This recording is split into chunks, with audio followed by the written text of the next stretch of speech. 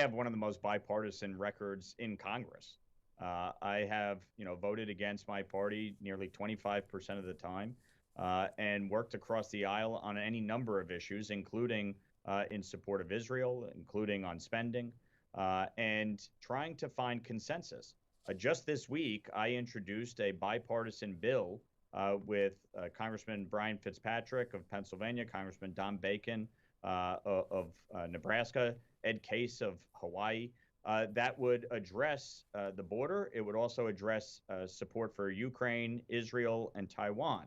The one thing I would say about the Senate deal that was negotiated, you have to pass something for it to become law.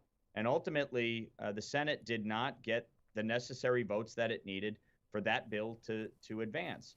And the House had passed H.R. 2 back in May of last year.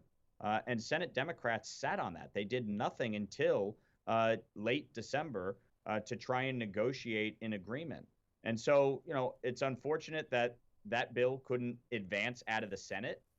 And then you would have a negotiation with the House. The idea that the House just has to accept what is negotiated in the Senate, I think, is wrong, and doesn't actually, address the challenge here. We are in a divided government.